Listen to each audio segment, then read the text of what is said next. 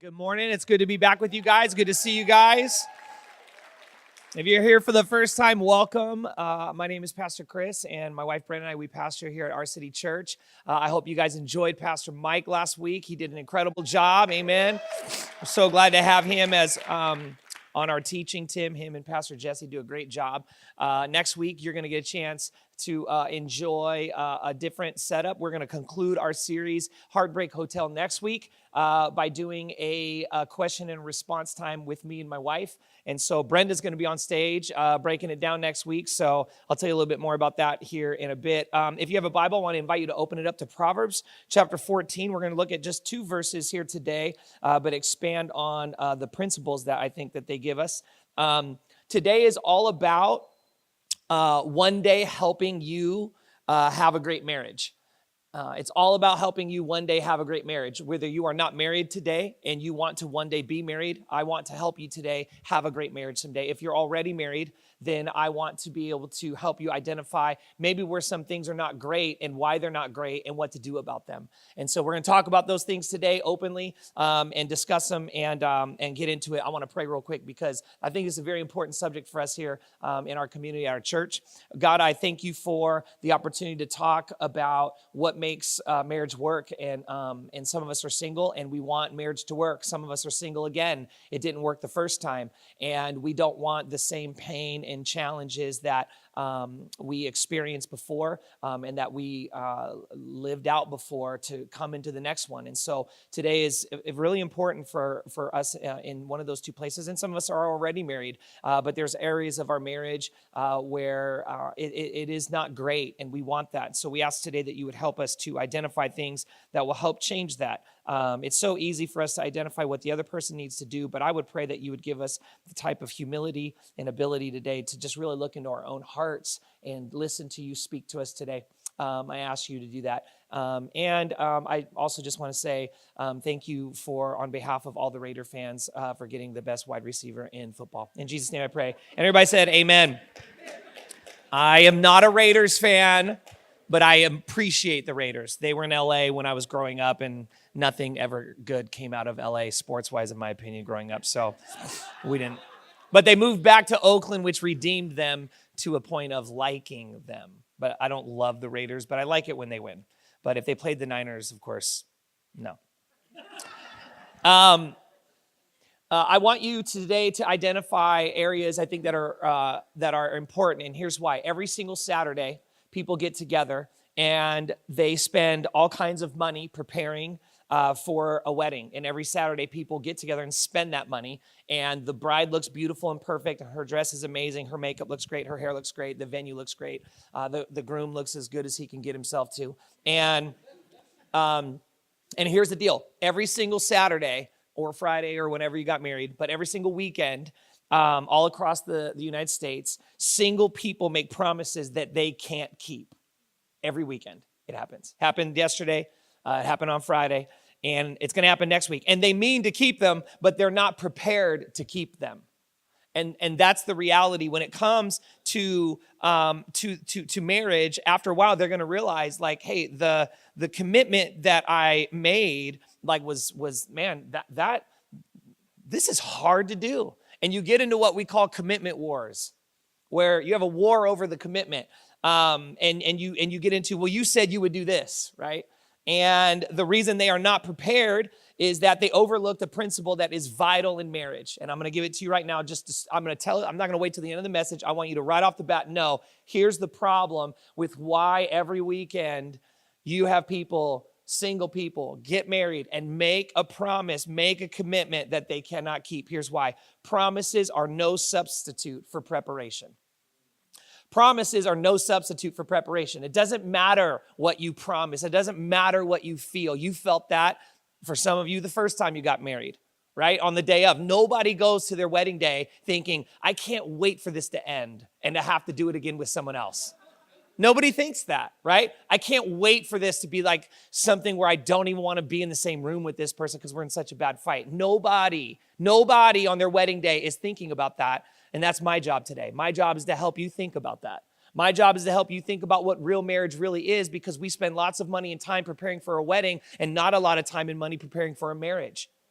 which is why weddings look great and marriages can struggle. Because our emphasis in America is on the day, not the marriage. And the marriage is what I believe we need to make sure we're focused on and we understand. So today I want to talk about that, because it's one thing to sign up for the race called marriage, but it's another thing to prepare. If there was a big marathon tomorrow and I said to you, your marriage will succeed if tomorrow you could finish a 26-mile marathon, some of you would go, well, I guess this is going to suck. It's not going to happen. You're not going to pull the marathon off. And guess what? Marriage is a marathon. And if you are not preparing for it, if you are not getting fit, if you're not watching your diet, if you don't watch who you hang out with and what you consume with your body, your energy, and your motivations, then you're going to have a very difficult time pulling off a marathon. And you're going to have a very difficult time enjoying marriage. Marriage won't be great. And it's not because marriage can't be great. Marriage can be awesome. Marriage is awesome when it's done the way that God set it up to do. But when you do it the way that you end up wanting to do, the commitment wars happen and we end up making sure that they know what they didn't do. And the reality is you won't be able to finish if you don't prepare. And we want you to finish at our city church. We want your marriage to make it. We want your second marriage to make it if the first one didn't.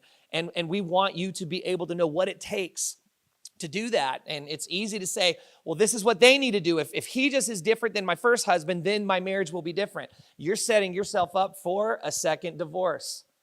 Okay?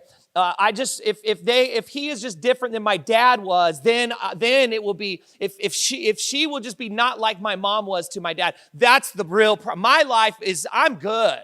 I'm going to, it's not me. It's they just need to not be like the other person that did those things in my life. And when we think like that, we are so set up. We are already on the way down. We just haven't hit the ground yet. And I want to make sure you understand these things, because I don't want you to deal with the heartbreak. I don't want to have to hear the cries of, and we will at our city. We're there for you, okay? When it happens, it happens. But I want to get out in front of it. I'm not here to just have ambulances at the bottom of Marriage Mountain. I want to set up all kinds of boundaries at the top to make sure we don't go off the cliff. And today that's what we're going to do. We're going to talk honestly about it. And here's the deal. When it comes to relationships, people think they can make promises to make up for their lack of preparation. That's what people think, right? And people like this. Some of you have gone to weddings like this where you know the story and you're you're making the promises and you think that your emotion can make up for the lack of preparation. It's not true. That's not true. When you become aware of that, that just because you say I do, it doesn't mean that you're able to do. Just because you say I do, it doesn't mean you can do it. It just means you said it in a ceremony and you intend to mean it, but it's not easy to pull off. It's actually really, really difficult. The only thing that's saying it in the ceremony with God as a witness and your community as a witness is it makes you accountable to do it. But it doesn't make you able to do it. And there's a difference between being able to do it and being accountable to do it. For those of us in here that are or watching online that are accountable to do it, I want to talk about what this is, because many people are locked into miserable marriages because they can't follow through on what they said. They felt, I do, and they don't. And it's because they're not prepared to, and they didn't get prepared to.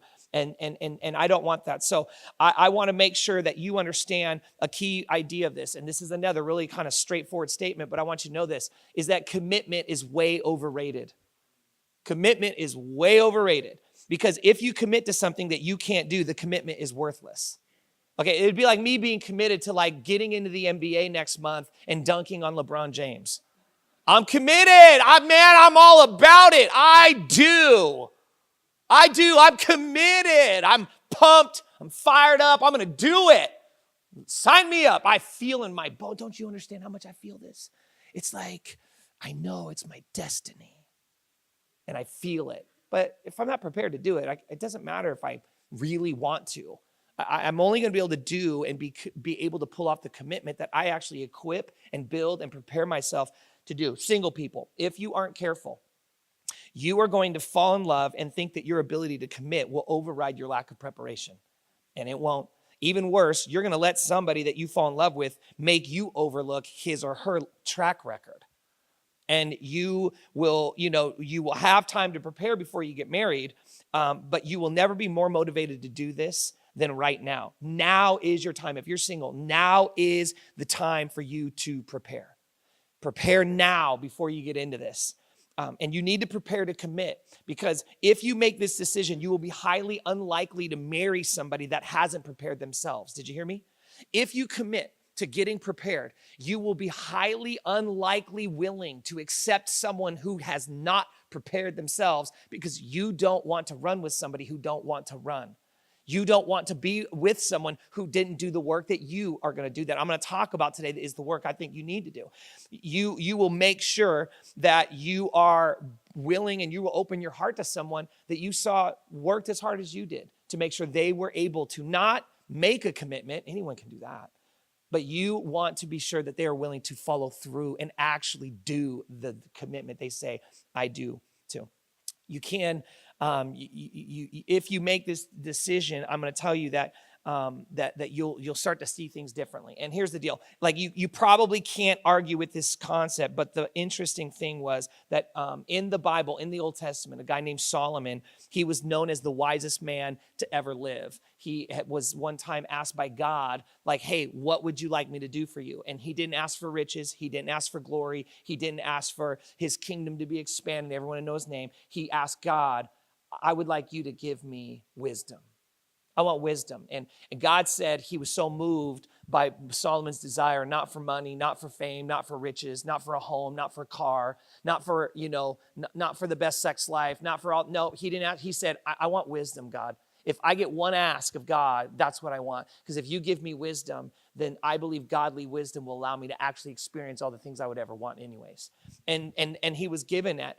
And he, known as the wisest man, he speaks to this very subject, actually. He says a few things about being prepared. He says a few things about the difference between commitment and how to look and evaluating our choices. And we are going to take a look today at two verses. And I want to explain them and allow these two verses to be a pillar that holds the entire idea together for you today. So in Proverbs chapter 14, I'm going to read this first verse. It's verse 8. This is what it says. The wisdom of the prudent, everybody say prudent.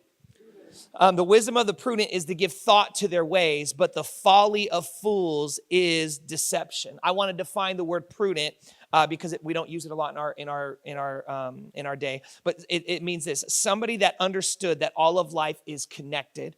That means today, past, future are all connected. Prudent meant I believe and understand and know these three areas are connected. My today, my past, and my future. They're all connected in one way. So here's what Solomon says. He says, our ways, where he says like they give thought to their ways. Here's what their ways are. It's your behaviors, your patterns, the trends. They are what make us predictable. Those are your ways. Okay, the way that you are. It's like, this is the way you are. These are your behaviors, your trends, the predictable behavior that when someone gets to know you, they could begin to anticipate or answer the question, hey, when this happens, how do you perceive or think they're going to act? Oh man, I bet he was like this. And you'd be right most of the time. I bet she acted like this, huh?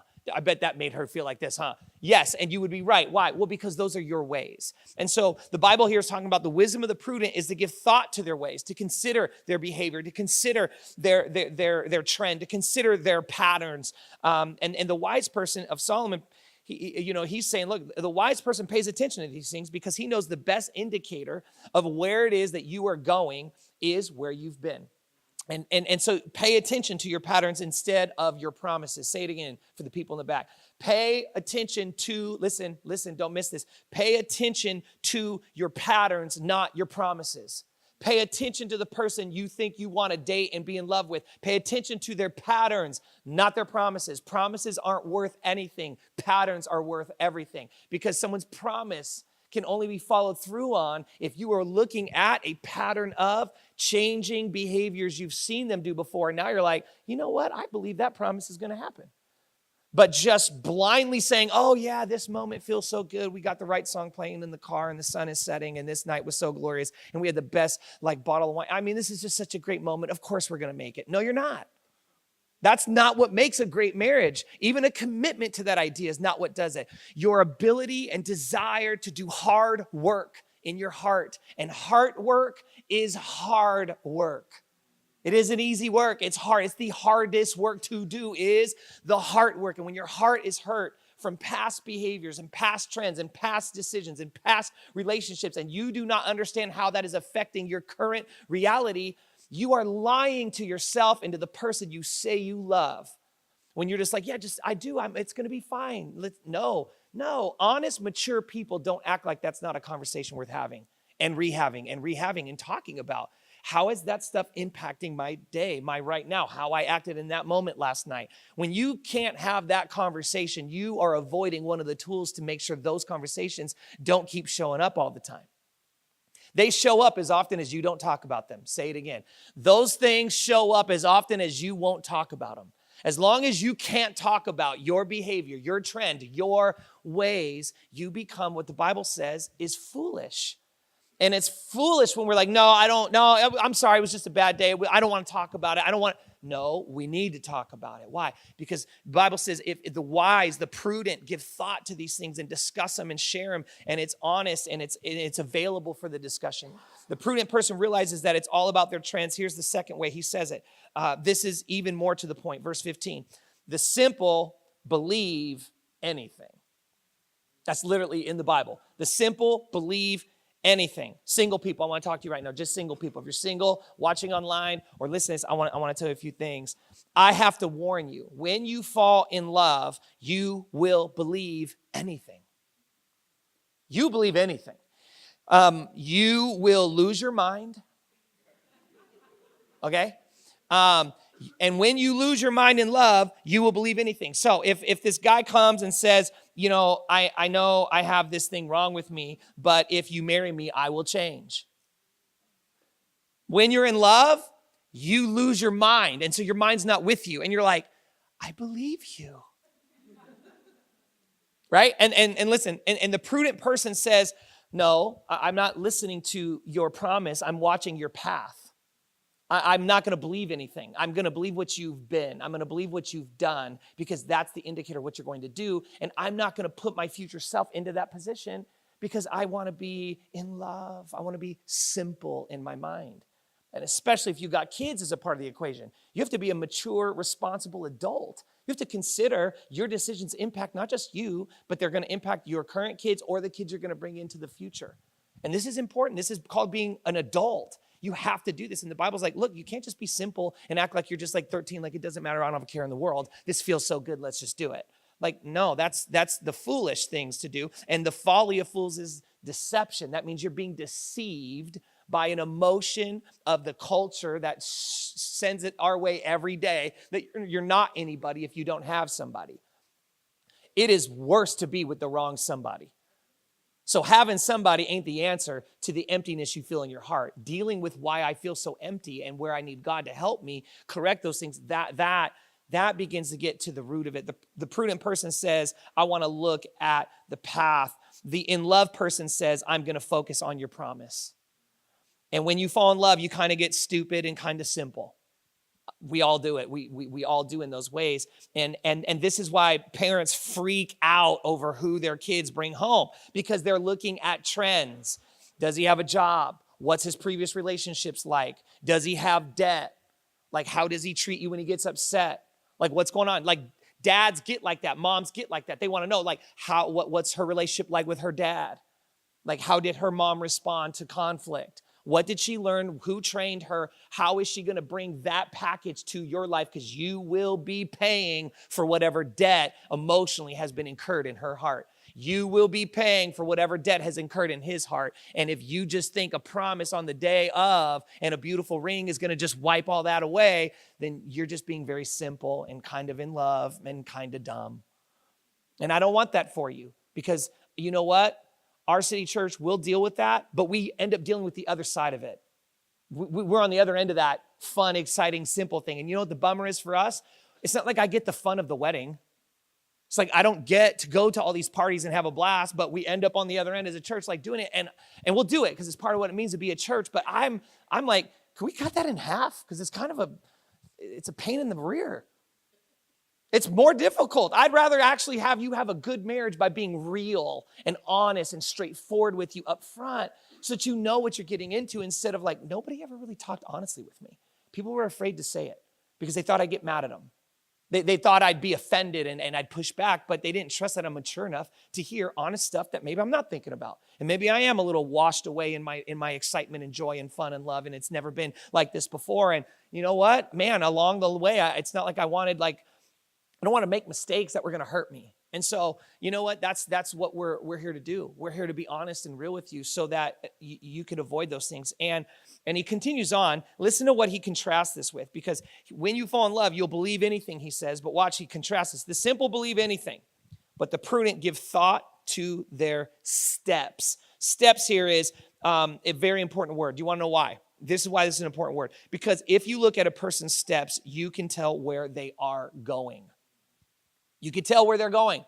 I was in Lancaster years and years and years ago, and I was a youth pastor. I was single. It was late night, and there was a couple guys that were walking across the street, and they were walking this way, and then there was a bunch of trees. Our car was here, and then all of a sudden, they began crossing the street at an angle. And then there was a tree and a couple bushes, and then we were kind of standing here talking to me. It was after one of the youth nights. It was kind of late. A couple of us were there. And then I just was looking. I'm from the Bay. I'm from, I grew up kind of near Oakland and stuff. So my eyes are always on a swivel when it comes to stuff. I'm just always watching, some of you know what I'm talking about. You grew up hard and that ain't never left you. And I don't think it ever should. I think we should all, I'm not skeptical, always checking behind the light, locking all the doors 10 times. It's not that, but it is, I'm aware. And they were walking at one angle, and I was just talking. I saw the angle, just kind of checking it out. And then the next thing I knew, after they crossed the bushes, they were walking at an angle that was different than the original one they were crossing the street with. So I knew they were coming our way. And immediately I told the students I was with and one of the leaders, I said, get in the car right now. And they got in the car immediately, right there, right then, and got in. And they got in the car, and I said, lock your doors and call the police. And I stayed out because I was like, man, I don't, if anyone's going to get got, it's got to be me. I'm not going to let my kids get jacked up. And and there wasn't enough time. So I got my phone out, called 911 right away. And I saw them sneaking through the bushes, and they were right there getting ready to attack us. And the only reason that we were able to avoid the pain of whatever they had in their hearts to do, to rob us, to mug us, to take our valuables or whatever, is because I looked at their steps, where they were going. When you are watching and paying attention to the steps of where people are going, you could figure out what's going on, and you could prepare yourself or keep yourself from unnecessary pain. It could be summarized like this. Words are meaningless. It's the past that is the best indicator of where you are headed. You could always recognize it this way. Here's the phrase I want to say. The paths people choose will outweigh the commitments they make. The paths that people choose will outweigh the commitments they make. And I said it this way before, but I want to put it on the screen. The past is a better indicator than a promise. The past is a better indicator than a promise.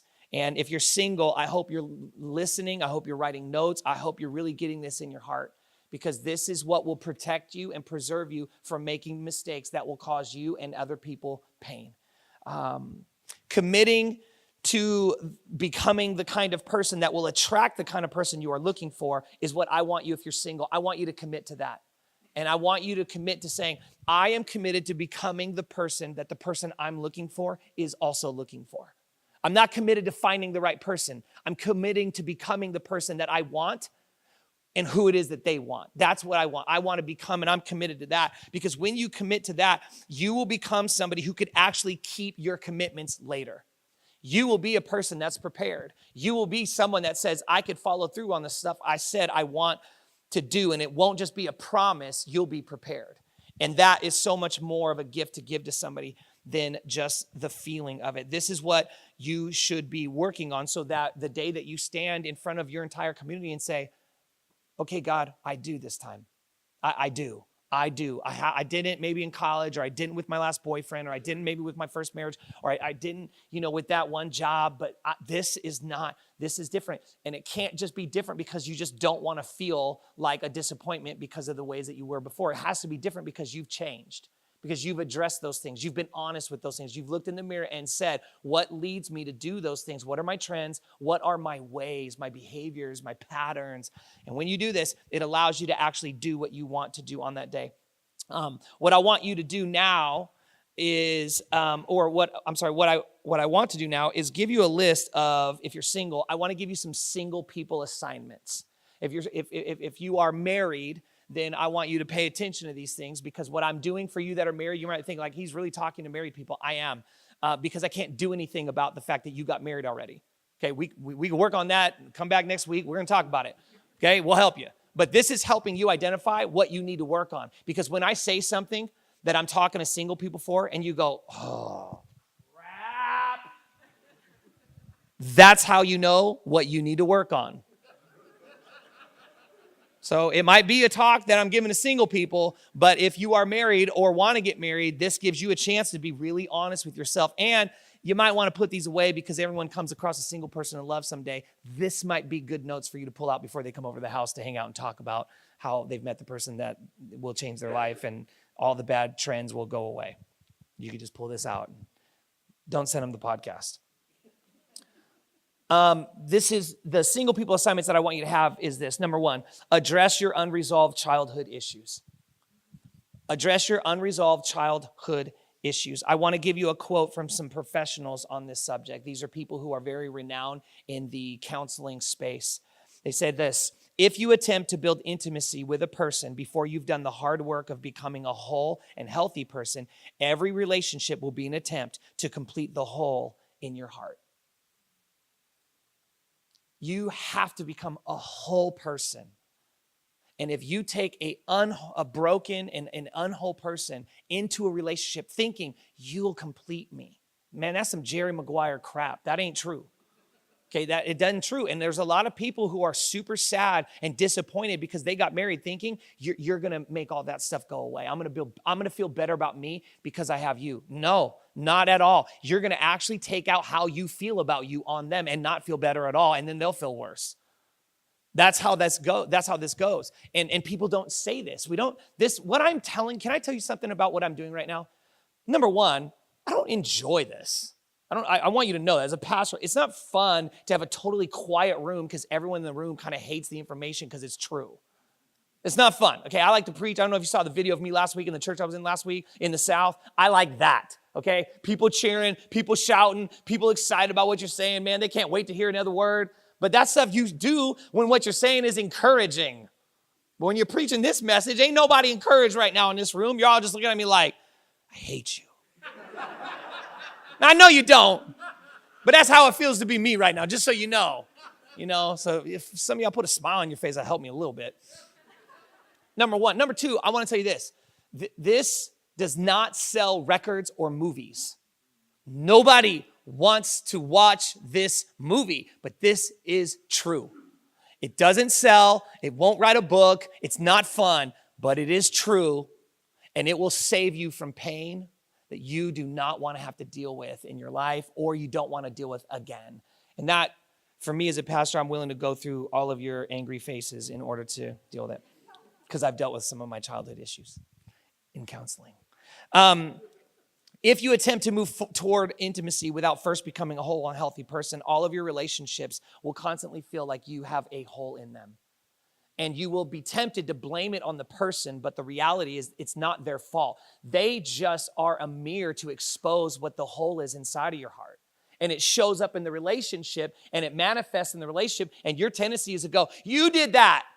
I only noticed that when I got around you. That thing was lying dormant in you. I was in the hospital bed or a hospital room with a guy in a bed, and he's got a disease. And just the other day, it was in Anaheim, and he's sick, and it's pretty dire. And we're praying and believing God to heal him, but he's got a pretty sincere disease, and they have to do a major surgery and remove a major part of his body. And as I was meeting with him, I said, how do you get this disease? And he goes, it lies dormant until your body has a catastrophic event, and then it activates and it gets on you, and then you have it for the rest of your life. And I was just like, man, that's crazy. But I was thinking about when I left, I'm like, that's marriage. We tend to think when we get married, well, I was never like this till I met you.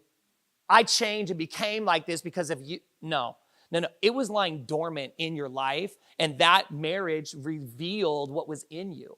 And it came out. They didn't make you like that. That stuff was in your life before you ever met him.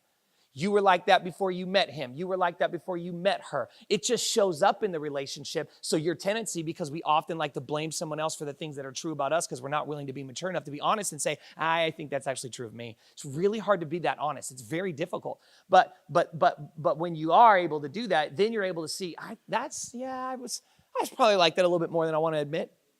Let me help you. You were like that before, okay? You may not want to admit it. I'll just admit it for you to get you started. I'll kind of nudge you down the hill here, get you going, okay? You were like that, okay? They did not make you like that. They just showed you who you already were. When you have a hole in your heart and you don't address your childhood issues, they're going to show up. Single people, let me talk to you again. You will never be more motivated or have more time than now to do this. It is harder to work on your childhood issues when you already have someone else's childhood issues that are impacting your day. When they are impacting your day because you're like, good night, and they see you differently than you really are because they're seeing you through the lens of their pain and their hurt, it is harder for you to just hone in and focus on how do I see other people and how do I project my stuff onto other people and get offended or get hurt or blame or avoid responsibility or don't do what I'm supposed to do or take the shortcuts. Like, how do I deal with conflict and all that stuff? It's hard to do the work when you're dealing with someone else's dump truck of their work. And so if you're single, do it now. I plead with you. I implore you on behalf of your future marriage. You maybe haven't even met the person yet. I'm telling you, I might just on behalf of trying to pastor the world, I want you to know, please do that work now. You have no idea how much harder it is to do, because if you have any issues, and all of us do, but if you have any issues from your childhood, you need to address those, because any issues you got from your parents, when you get married, your spouse is going to end up catching the heaviness of it, and they won't know why, and they won't know. It's like fighting the predator. He's invisible, and he's winning. And it's so hard. It's like, dude, there's like an invisible monster. What is it? It's my past. It's my childhood issues, and they show up and they flare up, and I don't even see them. I think this is real. This ain't real. This is a response to what is going on in the wiring that I received or developed as a survival mechanism in my upbringing. And because I don't address it, talk about it, I'm not aware of it, it's invisible, it just keeps running my marriage or ruining my marriage.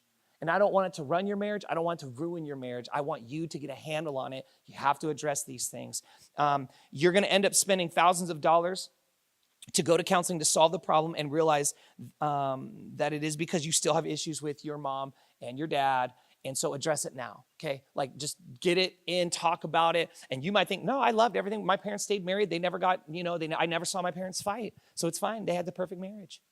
Why don't you go tell that to the counselor and just get back to me on that, okay? I just want to hear what they say when you tell them that. Trust me when I tell you, if your parents never fought in front of you, then you don't know how to fight fair. And you don't know that they were hiding things. They weren't being honest with you about their disagreements, because two human beings trying to flesh out life will disagree. That's not bad. Fighting fair is appropriate. The problem with us, and I said this a couple weeks ago, is that some of us bring brass knuckles and chains to the fight. Your arguments with your spouse or your significant person in your life is not a problem. It's how you do it that is a problem. And some of you need to learn why you are still doing it in destructive and dysfunctional ways. Again, this is enormous. I want to say this, and this is hard, and it's true of my own life, so let me just say that. Single people, this is big. If there was a divorce in your home, you probably have these issues. You have something that you need to address. If your dad was absent, then you probably got this. If your mom was verbally abusive, if your mom was absent as well, then you've got this. It is normal, but you don't want to drag it into your next relationship. The smartest thing you could do is to address it and get rid of it so it doesn't affect and run it. Number 2, ladies, don't dress like a commodity or put up with being treated like one. Don't dress like a commodity or put up with being treated like one. This is not you can't be sexy, you can't look classy, you can't be beautiful. Man, I'm always pushing the edge with Brenda when it goes out on date night. Okay, I'm always like, nah, babe, go ahead. I won't post anything. No one will know you're wearing it. And she's like, no, she's super, she's modest, and modest is hottest, and so that's fine. But, so look, that ain't me, okay? Don't get it twisted. I'm see another Christian male trying to control what we look like and blame the fact that they struggle with lust on no, that ain't this, okay? This is what this is. Value yourself the way God values you, and don't dress like a commodity, because I'm going to tell you a few things about what happens. And this goes back to a couple weeks ago when we talked about the commodity talk, about the value of women, the Bibles. If you didn't hear that, and this is your first time listening or hearing this, this is in context of that message. You need to go back and listen to everything I said about the value that God has of women. But in that spirit, if you get in the habit of being treated like a commodity, while you are dating, you will be treated like a commodity when you are married. And you should have no tolerance for being treated like a commodity. Single ladies, here's the tip for fishing. A fisherman determines his bait by what he is fishing for. And if you continue to fish with your body, you're going to catch some guys who don't care about anything else, certainly not your heart. And if that's what you attract them with, that's what you got to try to keep them with. And then you're going to think that all men are alike. And no, all men are not alike. All the men that you attract are alike. You attract the same kind of guy because you use the same kind of bait. And I want to be honest with you about that. And all the men that you are asked out maybe probably are the same. But the common denominator in all of that is you. You're involved in all those relationships. And so if you're like, oh, all guys are like this. No, not all guys, just all the guys that you attract. All the guys that you allow yourself to be dated by. All the guys that you're open to are like that, which means you probably have something you need to take a look at inside your heart and figure out why is that? Because the common denominator is there. Ladies, I want to tell you that God created you. You are so much more than a body. So use your brain, use your love for God, but don't use your body because you will end up jaded and think that all men are pigs. Some are, many aren't. And I want you to be prepared to keep the promises you make, which means that you have to marry somebody that can keep the promises they make. And if you catch somebody with your body, you're going to have to keep them with your body. And I have some bad news for you. As cute as you are, that's all I'm going to say. All right, the next thing you got to do is this. This is big. Get out of debt. If you're single, commit to getting out of debt, staying out of debt. This is huge. You can get out of debt a lot quicker as a single person than as a married person. If you're single, that has so poorly managed your own finances and you have a bunch of debt, get out of debt, because when you get married, that is a path that you will carry with you, and you will be okay with more debt and get your marriage into arguments it doesn't need to get into. Ladies, even if he says he will pay all of your debts, now you will just be an irresponsible person who had their debts paid off. Don't do that. Don't do that. Pay off your debts. Commit to it. Commit to it. Commit to it. We do Financial Peace University here. It's one of our groups, and we teach you. We will teach you how to do it. If you're like, I don't know how to do that, I literally don't even know where to begin. You're not alone, and I don't want you to feel ashamed, but I do want you to feel challenged. We will never shame you. We will always challenge you. Challenging gets you to be your best. Shaming proves to you that I'm better than you. People use shame because they're insecure to try to make you see how great they are. I want you to know I'm better than you because I'm insecure about myself, so I use shame to do that. That's not what this is. But it is a challenge. Challenge is I care about you and I want you to be better. I'm being honest. I'm being direct. I'm telling you what I think, and this is true, and you need to do it. But you will always get challenge at our city church because we want you to be your best. You'll never get shame. We'll never use shame. Shame is a use and a tool of the devil, of hell, to try to make you feel terrible about yourself, and that is not God's will for your life at all. Here's something that I hope will motivate you. If you say you won't get married until you get out of debt, do you know how fast you're going to get out of debt? Real fast. And I want to encourage you to really make a commitment to that. Ladies, if you are in debt and you are dating somebody that is, tell him to get out of debt before you will commit to a long-term relationship. And before you can even date him. Say, hey, I love you, but that kind of debt is a big fight and a long-term fight, and I'm not getting into it, so holler at your girl when you pay off your debts. Oh, you don't have time to go out on dates with me because you should have a second job to pay your debts off. That's why I can't date you, because I would be getting in the way of you actually making money. So that money will actually make me feel like you're committed to be prepared to being the person that will actually pull off the I do part of our marriage. Otherwise, hey, let's just sign up for a bunch of arguments for the next 10 years and get into more debt. Why not? It's fun. Said nobody ever. Okay, so I'm telling you, these are the things that break marriages, these arguments. So I'm not picking on you. I'm just being honest, and I'm challenging you because I don't want you to suffer. I don't want you to struggle with things that you can actually address. Next one, break your bad habits. Marriage was not designed to solve any problem. If you're single, I want you to know that. Marriage was not designed to solve any problem. The great things get great, and the bad things get worse. If you have a bad habit now, you will have a worse habit later. A whole person needs to be looking for a whole person. Whatever their issue is will somehow become your fault about 6 months into your marriage. Mark my words, that's how it goes. So you have to break your bad habits. Men, for you, here's what I think you need to do to make this happen. Go memorize week 3 of this sermon series. If you haven't listened to it, you're not even a part of our church or whatever, go listen to it. If you're watching online, you never heard it, go back, go to our podcast, download our podcast on Our City Church on your podcast listening app, or go to the Our City Church app, download the app, Our City Church app, and listen to week 3 of this series. Listen to that and memorize it. That's your homework. Here's the last couple ones. Postpone the physical component of your dating relationship, ALAP, as long as possible. I am not just talking about sex, I'm talking about everything. I have never heard anybody say, I think our relationship would have been much better if we had gotten physical so much faster. I've never heard anybody say that. Nobody's ever said to me, you know what? You know what was really missing is we should have got physical so much faster, and that really would have helped us out. No, I've never heard that. Can I tell you what I've heard thousands of times?